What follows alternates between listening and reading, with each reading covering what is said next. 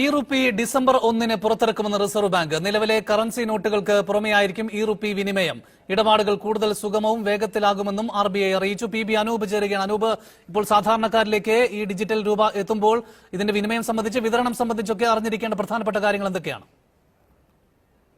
അതായത് ബിറ്റ്കോയിൻ ഉൾപ്പെടെ ക്രിപ്റ്റോ കറൻസികൾ ലോകമെമ്പാടും പ്രചരിക്കാൻ തുടങ്ങിയതോടുകൂടിയാണ് ഡിജിറ്റൽ കറൻസി എന്ന രൂപത്തെക്കുറിച്ച് വിവിധ രാജ്യങ്ങളിലെ കേന്ദ്ര ബാങ്കുകൾ ചിന്തിക്കാൻ തുടങ്ങിയത്. വിവിധ രാജ്യങ്ങൾ, ഏതാണ്ട് 66 രാജ്യങ്ങളുടെ കേന്ദ്ര ബാങ്കുകൾ ഇത്തരത്തിലുള്ള ഡിജിറ്റൽ കറൻസികൾ പുറത്തിറക്കുന്നതിനുള്ള പരീക്ഷണത്തിനിടയിലാണ് ഇപ്പോൾ റിസർവ് ബാങ്ക് ഒരു പടി കൂടി കടന്ന് അത് പുറത്തിറക്കാൻ തീരുമാനിക്കുകയും ഡിസംബർ 1 മുതൽ പരീക്ഷണാടിസ്ഥാനത്തിൽ നടപ്പാക്കാനായിട്ട് ഒരുങ്ങുകയും ചെയ്യുന്നത്. അതായത് ഇപ്പോൾ അച്ചടിച്ച നോട്ടിന്റെ പകരമായിട്ടുള്ള ഒരു ഡിജിറ്റൽ കറൻസി രൂപമായിരിക്കും ഇത്. പണത്തിന്റെ ഒരു ഇലക്ട്രിക് രൂപം എന്നതിനെ പറയാൻ കഴിയും. ഏതായാലും തിരഞ്ഞെടുക്കപ്പെട്ട നഗരങ്ങളിലായിരിക്കും ആദ്യഘട്ടത്തിൽ പേപ്പർ കറൻസിക്ക് പകരം ഡിജിറ്റൽ കറൻസി പുറത്തിറക്കുക. അത് ഡൽഹി, മുംബൈ, ബംഗളൂരു, ഭുവനേശ്വർ എന്നിവിടങ്ങളിലായിരിക്കും.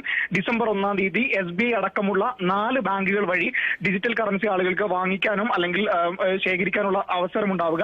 അതോടൊപ്പം തന്നെ രണ്ടാം ഘട്ടത്തിൽ തുടർന്ന് വരുന്ന തൊട്ടടുത്ത ഘട്ടത്തിലായിട്ട് കൊച്ചി ഉൾപ്പെടെയുള്ള 9 നഗരങ്ങളിലും സമാനമായുള്ള രീതിയിൽ ഡിജിറ്റൽ കറൻസി വ്യാപിപ്പിക്കും.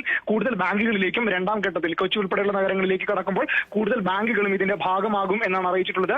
ആളുകൾക്ക് മൊബൈൽ ഫോണുകളിലും അതോടൊപ്പം തന്നെ ഡിജിറ്റൽ വാലറ്റുകളിലും ഈ ഇ-റുപ്പി സൂക്ഷിക്കാൻ സാധിക്കുകയും അതോടൊപ്പം തന്നെ ഇടപാടുകൾ ഡിജിറ്റലായിട്ട് നടത്താനായിട്ട് സാധിക്കുകയും ചെയ്യും. ഏറ്റവും പ്രധാനപ്പെട്ട 2 വശങ്ങൾ എന്ന് പറയുന്നത് പേപ്പർ ഉപയോഗിക്കേണ്ടി വരില്ല. അതുകൊണ്ട് തന്നെ ആ പേപ്പർ ഉപയോഗിച്ച് നോട്ട് അടിക്കുന്നതിന്റെ ചിലവ് റിസർവ് ബാങ്കിന് ലാഭിക്കാൻ കഴിയും. അതോടൊപ്പം തന്നെ ഇടപാടുകൾ കൂടുതൽ സുതാര്യവും സുഗമവും സുരക്ഷിതവുമായിരിക്കും. ശരിയാണ്.